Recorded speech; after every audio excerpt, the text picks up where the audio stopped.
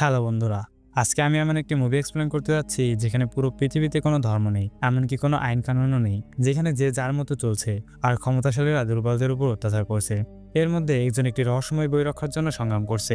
বলছি 2010 সালে মুক্তিপ্রাপ্ত action thriller movie the book of এলির কথা। আজকে এই মুভিটি সম্পূর্ণ এক্সপ্লেন করব। তো স্বাগতম আপনাকে মিস্ট্রি অফ মুভিতে।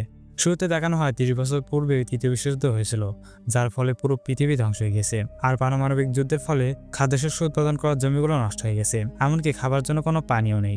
যুদ্ধের পর যারা বেঁচে ছিল তার জঙ্গলি জানোয়ার মতো হয়ে গেছে।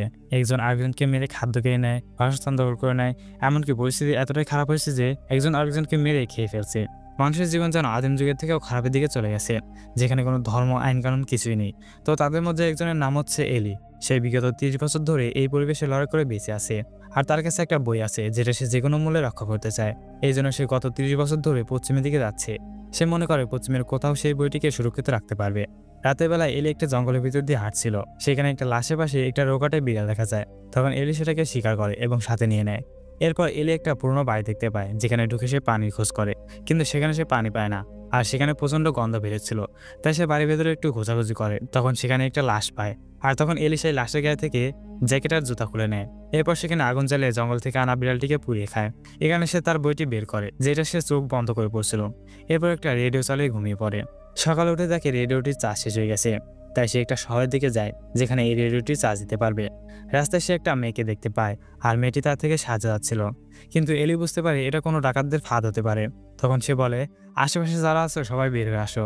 তখন অনেক মানুষ আড়াল থেকে বেরিয়ে আসে আর বলে, তুমি কিভাবে জানলে আমরা এখানে আছি? তখন এলি বলে, তোমাদের গায়ের গন্ধ থেকে। এর মধ্যে ডাকাতদের একজন এলির ব্যাগ নেওয়ার চেষ্টা করলে এলি তার হাতে কেড়ে ফেলে। এরপর ডাকাতদের সবাই এলির উপর আক্রমণ করে, কিন্তু এলি অত্যন্ত দক্ষতার সাথে সবাইকে মেরে ফেলে। তখন সে মেয়েটি ভয় পেয়ে এলি থেকে ক্ষমা চায়। তাই এলি তাকে ছেড়ে দেয় এবং শহরের দিকে রওনা দেয়। শহর ঢুকতে দেখা যায় এই শহরের সিকিউরিটি খুবই হাই এবং এই শহরের সবার কাছে বন্দুক আছে। তখন এলি একটা দোকানে ঢোকে, কিন্তু সেই দোকানদার তার দিকে বন্দুক পয়েন্ট করে। কিন্তু এলি খুবই দক্ষতার সাথে দোকানদারের বন্দুক কেড়ে নেয় এবং উল্টো তার দিকে বন্দুক পয়েন্ট করে। এরপর এলি দোকানদারকে তার বন্দুক ফিরিয়ে দেয় এবং বলে, আমি শুধু তোমার একজন কাস্টমার, আর আমি এখানে এসেছি আমার রেডিওটা চার্জ দেওয়ার জন্য। দোকানদার তখন তাকে বলে, ঠিক আছে, কিন্তু এর বিনিময়ে আমি কি পাবো? কারণ তখন সব আদিম যুগের মতো হয়ে গিয়েছে, শুধু বিনিময় প্রথা চলে। মানে একটা জিনিসের পরিবর্তে তাকে অন্য একটা জিনিস দিতে হবে, সেখানে কোনো টাকা চলে না। তখন এলি দোকানদারকে একটা লাইটার দেয়, এতে দোকানদার তার রেডিওটি চার্জ করে দিতে রাজি হয়ে যায়। এরপর এলি তার থেকে একটা বারের সন্ধান পায়, যেখানে সে পানি পেতে পারে। এখানে আমরা কার্নেগি নামে একজন প্রভাবশালী ব্যক্তিকে দেখতে পাই, যে কিনা এই শহরের মালিক। এই লোকটি বহুদিন ধরে একটা বিশেষ বই খোঁজার চেষ্টা করছে। এর মধ্যে সেখানে এলি চলে আসে এবং সেখান থেকে পানি চায়, আর তার বিনিময়ে সে তার কিছু পোশাক দিতে চায়। তখন সেখানে একটা বিড়াল চলে আসে, যেটা সে তাড়ানোর চেষ্টা করে। আর সেই বিড়ালটি ছিল তাদের, যারা এই শহরের মালিক কার্নেগির হয়ে কাজ করে। আর তখনই তাদের মধ্যে একজন এলির কাছে চলে আসে আর বলে, এই বিড়ালটি আমার। আর এলি বিড়ালটিকে তাড়ানোর চেষ্টা করেছে বলে তার সাথে এলির লড়াই লেগে যায়। আস্তে আস্তে সেখানকার সবাই তার উপর আক্রমণ করে, কিন্তু এলি তার দক্ষতার সাথে সবাইকে মেরে দেয়। এসব উপরে থেকে কার্নেগি দেখছিল এবং সে এলির ফায়ারিং স্কিল দেখে খুবই ইমপ্রেসড হয়। এরপর কার্নেগি এলিকে উপরে ডেকে নেয় এবং বলে, তুমি তো ভালোই ফাইটিং জানো, তুমি কি পড়ালেখাও করতে পারো? তখন এলি বলে, হ্যাঁ আমি পড়তে পারি। মানে এই সময় খুব কম লোকই ছিল যারা পড়ালেখা করতে জানতো। তখন কার্নেগি তাকে তার সাথে কাজ করার প্রস্তাব দেয়। তখন এলি বলে, আমি পশ্চিমের দিকে যাচ্ছি, আর এখন আমি কোথাও থামতে চাই না। তখন কার্নেগি বলে, আচ্ছা আজকে রাত্রে আমাদের এখানে থেকে যাও, অন্তত তোমার মেহমানদারি তো আমাদের করতে দাও, আর এইটুকু সময় তুমি আমার প্রস্তাবটি নিয়ে ভেবে দেখতে পারবে। এরপর কার্নেগি তাকে সেই বাড়ির একটা ঘরে থাকতে দেয়। তখন এলি সেখানে থাকতে গেলে কার্নেগির দাসী সেখানে আসে খাবার দিতে এবং খাবার রেখে চলে যায়। এরপর সেখানে সে দাসী মেয়ে আসে, যার নাম ছিল সোলারা। সোলারা এলিকে বলে, আমাকে এখানে পাঠানো হয়েছে তোমার মন ভালানোর জন্য, তুমি এখানে আমার সাথে যা ইচ্ছা করতে পারো। এটা শুনে এলি খুবই রেগে যায় এবং সোলারাকে সেখান থেকে চলে যেতে বলে। তখন সোলারা বলে, তুমি যদি এখন আমাকে এখান থেকে পাঠিয়ে দাও, তাহলে কার্নেগি আমার অন্তমাকে অনেক মারধর করবে। এই কথা শুনে এলি তাকে থাকতে দেয়। এই সময় সোলারার নজর পড়ে এলির সেই বইটির উপর। সোলারা সেই বইটি দেখতে চাইলে এলি তাকে দেখায় না এবং বলে, চলো আমরা রাতের খাবার খেয়ে নিই। খাবার টেবিলে বসে এলি সোলারা হাত ধরে ঈশ্বরের কাছে প্রার্থনা করে, হে সৃষ্টিকর্তা, তোমাকে অসংখ্য ধন্যবাদ, তুমি আমাদের খাবার জন্য খাদ্য দিয়েছো। এসব দেখে সোলারা অবাক হয়ে যায়, কারণ এটা এমন একটা সময় ছিল যখন সৃষ্টিকর্তার কথা কারো মনেই নেই। এই পরের দিন যখন সোলারা তার বাবা মায়ের সাথে খাবার খাচ্ছিল, তখন সে একই রকমভাবে প্রার্থনা করে। এটা শুনে কার্নেগি তাকে জিজ্ঞাসা করে, এই বাক্য তুমি কোথায় পেয়েছো? ওই লোকের কাছে কি কোনো বই ছিল? সোলারা কোনো জবাব দেয় না। তখন কার্নেগি সোলারার মায়ের উপর টর্চার করতে থাকে এর ফলে সোলারা বলে দেয় হ্যাঁ তার কাছে একটা ক্রস চিহ্ন দেওয়া বই ছিল। এটা শুনে কার্নেগি বুঝতে পারে সে এতদিন ধরে যে বইটি খুঁজছে এটা সেই বই। আসলে এটা খ্রিস্টান ধর্মের প্রধান গ্রন্থ বাইবেল। কার্নেগি তখন তার দলবল নিয়ে এলির রুমে যায়, কিন্তু এলি এতক্ষণে সেখান থেকে চলে গিয়েছে। এলি সেই দোকানদারের কাছে যায় যেখানে সে তার রেডিওটি চার্জে দিয়েছিল এবং সেই রেডিওটি নিয়ে রওনা দেন। কিন্তু বাইরে বের হতেই দেখে বাইরে কার্নেগি তার লোকজন নিয়ে দাঁড়িয়ে আছে। তখন কার্নেগি বলে, আমাকে যদি বলা হয় আমি বই নেব নাকি তোমাকে, তাহলে আমি বই তো নেবই, সাথে তোমাকেও মেরে ফেলবো। তখন এলি তাকে জিজ্ঞাসা করে, তুমি এই বইটি নিয়ে কি করবে? কার্নেগি বলে, এই বাইবেলের ক্ষমতা আমি জানি। তৃতীয় বিশ্বযুদ্ধের সময় সব বাইবেল পুড়ে গিয়েছিল, আর এখন যদি এই বাইবেলটা আমার হাতে চলে আসে তাহলে আমি সবাইকে বোঝানোর ক্ষমতা পাবো, কারণ এই বাইবেলে অসংখ্য দিক নির্দেশনা রয়েছে। আসলে কার্নেগি এই বাইবেল দেখিয়ে সবাইকে নিজের কন্ট্রোলে আনতে চায়, কিন্তু এলি এটা বুঝতে পারে এবং বাইবেলটি তাকে দিতে রাজি হয় না। এরপর এলি যখন সেখান থেকে চলে যাচ্ছিল তখন কার্নেগির লোকেরা এলির উপর গুলি চালায়। তখন এলিও তাদের পাল্টা গুলি করতে থাকে এবং এই কেকে কার্নেগির সব লোকদের মেরে ফেলে, এমনকি কার্নেগির পায়েও গুলি করে। এতে কার্নেগি সেখানে আহত হয়ে পড়ে। এর মধ্যে এলির বন্দুকের গুলি শেষ হয়ে যায়। তখন কার্নেগির একজন লোক এলির উপর বন্দুক পয়েন্ট করেন, কিন্তু লোকটি ভালো ছিল তাই সে এলিকে যেতে দেয়। এলি আবারও পশ্চিমের দিকে রওনা দেয়। তখন সোলারা তার পিছু করে এবং তার সাথে যেতে চায়, কিন্তু এলি তাকে তার সাথে নিতে চায় না। তখন সোলারা বলে, কোথায় পানি আছে আমি জানি। এই কথা শুনে এলি সোলারাকে তার সাথে নিতে রাজি হয়, কারণ এই সময় পানির দাম স্বর্ণের থেকেও বেশি ছিল। এরপর তারা কার্নেগির ঝর্ণা থেকে পানি নিয়ে সামনে হাঁটতে থাকে। রাস্তায় সোলারার সামনে সেই মেয়েটি পড়ে, যার দলে কিছু লোককে এলি মেরে ফেলেছিল।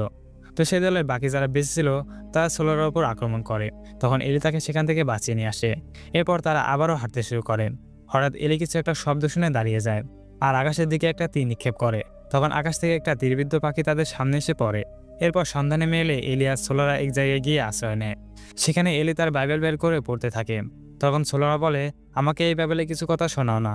তখন এলি তাকে বলতে থাকে যে একমাত্র ঈশ্বরই আমাদের রাস্তা দেখায়, তার হাতে সবকিছুর নিয়ন্ত্রণ, আর তিনি আমাদের শেখায় কোনটা ভালো আর কোনটা খারাপ। তার নামে যদি আমার মৃত্যু আসে তাতেও আমার ভয় লাগবে না। বলা যায় পুরো পৃথিবীতে একমাত্র এলি আছে যে কিনা ধর্মে বিশ্বাস করে। এদিকে এলির কথা শুনে মেয়েটি গভীর চিন্তায় পড়ে যায়, কারণ সে জীবনে প্রথমবার এমন কথা শুনেছে যে আমাদের উপরেও এমন কেউ রয়েছে যাকে পুরোপুরি ভরসা করা যায়। আসলে তৃতীয় বিশ্বযুদ্ধের সময় বাইবেল সহ পৃথিবীতে যত ধর্মগ্রন্থ ছিল সব পুড়িয়ে দেওয়া হয়েছিল, কারণ সবাই মনে করত এই ধর্মের কারণে তৃতীয় বিশ্বযুদ্ধ হয়েছিল। আর এখন পুরো পৃথিবীতে ধর্মগ্রন্থ বলতে শুধুমাত্র এই একটি বাইবেলই আছে। এরপর এলি সোলারকে আরও বলে, তৃতীয় বিশ্বযুদ্ধের সময় পুরো পৃথিবীর বাতাস বিষাক্ত হয়ে গিয়েছিল। তখন সবাই রেডিয়েশন থেকে বাঁচার জন্য মাটির নিচে চলে গিয়েছিল। এর প্রায় 1 বছর পর যখন তারা বাইরে বের হয় তখন এলির মনের ভেতরে কেউ একজন বলছিল যে ওইখানে একটা পাথরের নিচে একটা বাইবেল রাখা আছে, সেটা তুমি যত্নে রেখো। এরপর আবারও বলে, বাইবেলটিকে সুরক্ষিত রাখার জন্য তোমাকে পশ্চিম দিকে যেতে হবে। মূলত এই জন্যই এলি বিগত 30 বছর ধরে পশ্চিমের দিকে হাঁটছে। সকালে তারা আবারও পশ্চিমের দিকে রওনা দেয়। এদিকে কার্নেগিও তার লোকজন নিয়ে তাদের খুঁজতে বের হয়। পানির খোঁজে এলিও সোলার একটা বাড়িতে ঢোকে।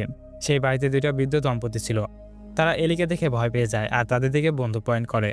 তখন এলি তাদের বলে, আমরা শুধু একজন মুসাফির, আমরা তোমাদের কোনো ক্ষতি করতে আসিনি। তখন সেই বৃদ্ধ দম্পতি তাদের চা খেতে দেয়।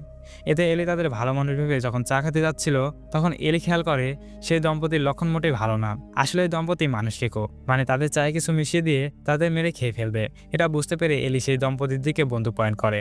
আর তখন দেখা যায় কার্নেগি তার লোকজন নিয়ে সেখানে চলে এসেছে এবং সেই বাড়িটিকে ঘেরাও করে ফেলেছে। এরপর কার্নেগি বলে, আমাকে ওই বাইবেলটি দিয়ে দাও, নইলে সবাই মরবে। তখন পরিস্থিতি খারাপ দেখে সেই বৃদ্ধ দম্পতি তাদেরকে বন্দুক দিয়ে সাহায্য করে। এরপর এলি জ্বালানা দিয়ে একটা বই ছুড়ে দেয়, আর বইটি যখন খোলা হয় তখন দেখা যায় এটা আসলে একটা বোমা। আর বোমাটি ব্লাস্ট হওয়ার পর 2 দলের মধ্যে গোলাগুলি শুরু হয়ে যায়, যার ফলে সেই বৃদ্ধ দম্পতি সেখানে মারা যায় আর এলি ও সোলারাকে কার্নেগি ধরে ফেলে। এরপর কার্নেগি এলির কাছে সেই বাইবেলটি চায়, কিন্তু এলি সেটা দিতে চায় না। তখন কার্নেগি সোলারাকে মেরে ফেলার হুমকি দেয়। তখন বাধ্য হয়ে এলি বাইবেলটি তাকে দিয়ে দেয়। বই পাওয়ার পর কার্নেগি এলিকে সেখানে গুলি করে এবং সোলারাকে সেখান থেকে নিয়ে যায়। কিছু দূর যাওয়ার পর সোলার সেই গাড়ির ভেতর লোকদের উপর আক্রমণ করে দেয় এবং গাড়ি থেকে বেরিয়ে আসে।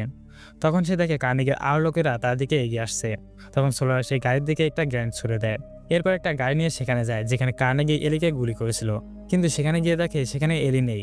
তখন সে মনে করে গুলিতে হয়তো সে মরেনি আর সে হয়তো সেই পশ্চিমের দিকেই রওনা হয়েছে। তাই সে গাড়ি নিয়ে পশ্চিমের দিকে রওনা দেয়। ভাগ্যক্রমে সে এলিকে পেয়েও যায় আর সে এলিকে পানি খাইয়ে গাড়িতে তুলে নেয় এবং তার যেখানে গুলি লেগেছিল সেখানে ব্যান্ডেজ করে দেয়। এরপর তারা গাড়ি নিয়ে পশ্চিম দিকে রওনা দেয়। কিছু দূর যাওয়ার পর তারা একটা নদী দেখতে পায়। এরপর তারা একটা ছোট নৌকা নিয়ে নদীতে যাত্রা শুরু করে। কিছু দূর যাওয়ার পর তারা একটা বড় জাহাজ দেখতে পায়। সেখানকার গার্ডরা তাদের দিকে বন্দুক তাক করে। তখন এলি তাদের বলে, আমার কাছে পৃথিবীর শেষ বাইবেলটি আছে, এই কথা শুনে তারা এলিকে একটা জাদুঘরে নিয়ে যায়, যেখানে তৃতীয় বিশ্বযুদ্ধের পর বিলুপ্ত হয়ে যাওয়া অনেক জিনিস সংরক্ষণ করে রাখা আছে, কিন্তু একমাত্র বাইবেলটি ছিল না।